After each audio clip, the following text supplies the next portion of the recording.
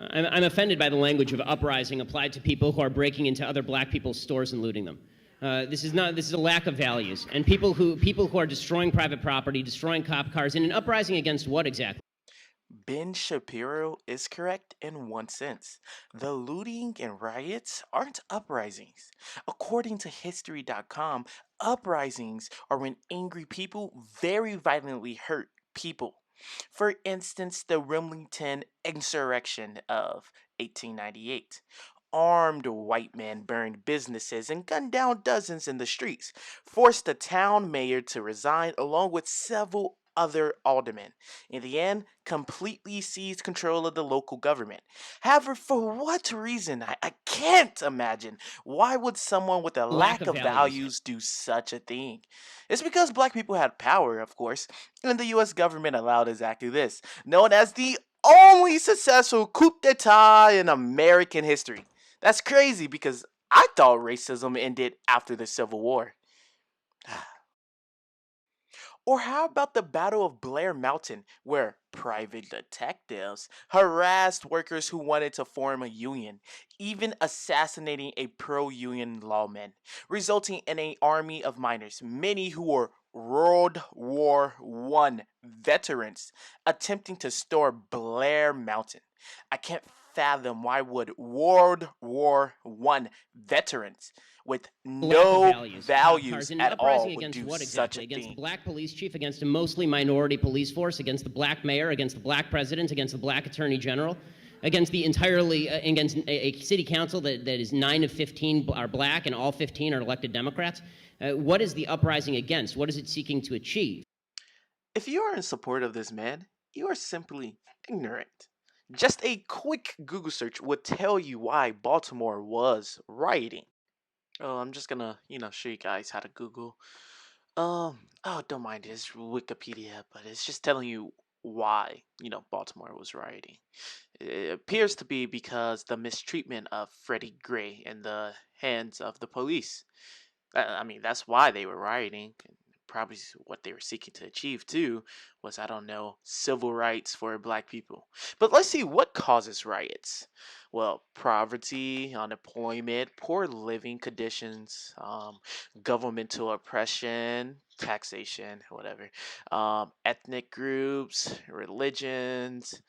Oh, wait, what's this one? The outcome of a sporting event. I wonder who would riot that? Well, let's see. Sporting events. Oh, it's quite a few riots about sporting events. But, that's human nature. They have strong emotion and feelings because, their team lost.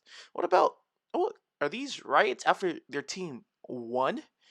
Oh my God. I wonder what happened to their city. They have no values.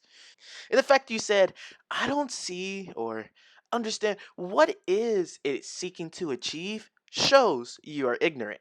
I will call you racist, but I'd fear it'd be more so feelings over facts. Somewhat similar to that a bill banning abortions after a woman has been pregnant for 6 weeks is not a return to the Dark Ages. What's your answer? My answer is something called science. Human life exists at conception. It ought to be protected. Now, back to my... I'm all for facts over feelings, but this time he's beliefs over facts. Because a scientific view of when a life begins makes it very clear when a person becomes a person. You see, an organism is defined as a complex structure, blah, blah, blah, blah, blah. Basically, in the end, another name for a human organism is a human being, an entity that is complete human rather than part of a human. So, your cells are indeed living, but your cells are not a human being. So, but you took that from a scientific point of view, right? Lack of values. My question to you.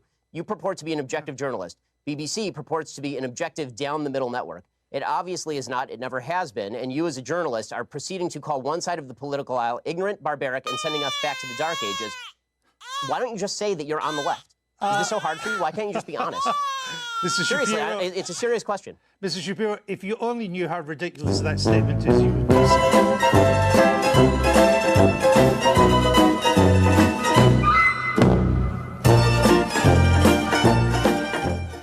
I still don't see what exactly the riots are seeking to achieve. Bottom line is, this is all, it all could be boiled down to just act like a mensch. Act like a human being. Honestly. In lamest terms, he's telling us to stop acting like animals, which is racist. It's not useful to riot, it's not useful to break things, it's not useful to throw rocks at people. And the idea that we're supposed to sort of correlate let's your hold level off of on outrage. the idea. I'm going to stick to the 30 seconds on yeah, this the one. last Charles? sentence. The last sentence. Yeah. The idea that we're supposed to correlate your level of outrage with a certain level of justification. In other words, the more outraged you are and the more angry you are, the more justified you must be, is absolute nonsense. Correction, the riots in Baltimore weren't big enough. You see, Martin Luther King died April 4th of 1968. And after that, the riots started. It was biggest riots the United States has ever seen since the Civil War. And Congress did this thing in which they passed a law called the Fair Housing Act, also known as the Civil Rights Act of 1968, less than a week after his death, due to the riots. The more justified you must be is absolute nonsense. How can you argue that racism is not a driving factor in income inequality? Because it has nothing to do with race and everything to do with culture. And when you have a culture that doesn't, and when, you know what? Explain to me. You explain to me why black kids aren't graduating high school. Explain that one to me. Explain to me why black kids are shooting each other in rates significantly higher than whites are shooting each other. Explain to me why 13% of the population is responsible for 50% of the murder. Explain to me why. I could explain gang violence. I could explain systematic racism. I could explain poverty. I could explain generational trauma. But, like, you don't want to hear that. You want to hear that black people are more violent than white people. And my only rebuttal is to that is, if that's the case, why is Russia's murder rate almost triple than that of the United States? Why the number of black kids in prison, not for innocent reasons, not for walking down the street and getting pulled into a prison, is so high. Explain, if it has nothing to do with culture, explain to me why the single motherhood rate in the black community jumped from 20% to 70% in the same course of time that the civil rights movement has made such tremendous strides. Is America more racist now than it was in 1960? And if it is, please explain to me how that. It seems right after black people got civil rights, you could ask President Nixon, who started the war on drugs. And then you can ask President Reagan, who was somehow involved with the CIA introducing drugs to the black community. And then you can watch this brief clip explaining how it's all tied together. President, literally everyone agrees marijuana is safe. Out! Get out! I have zero chill. The war on drugs begins now. We knew we couldn't make it illegal to be either against the war or black. But by getting the public to associate the hippies with marijuana and blacks with heroin, and then criminalizing both heavily, we could disrupt those communities.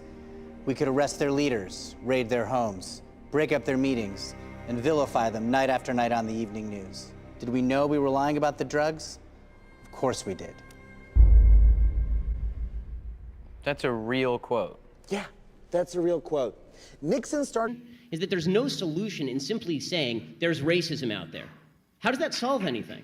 I mean, when you talk about there's institutional racism, what does that mean? Show me a law that is racist in intent, and we will agree. Show me a police officer.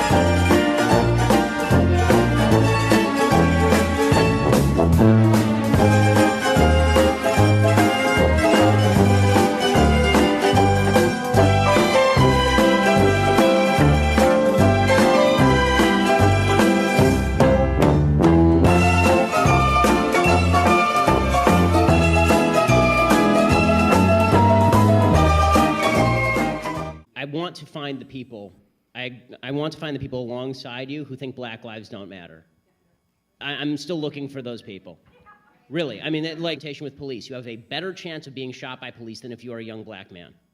More white men are shot by the police every year in the country than young black men are shot by police in the country. The idea that there is a spate, and there's an easy proof. We know all of their names. We know all of.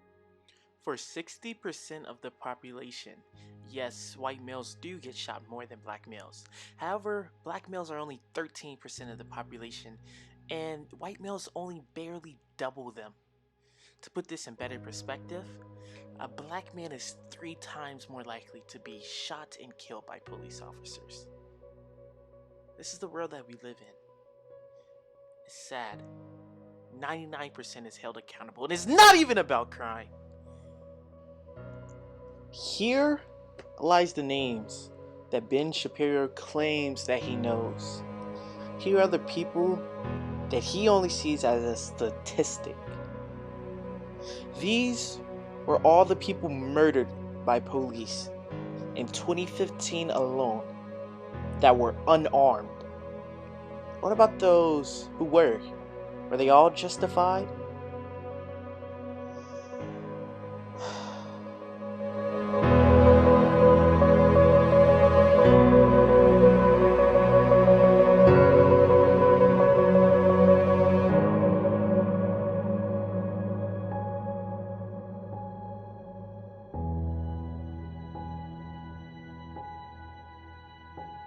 There are 30 million black people in the entire country, and 26 people are shot under disputed circumstances, and probably at least half of those, the cop is at least justified. In Michael Brown, he was justified. Okay, and so.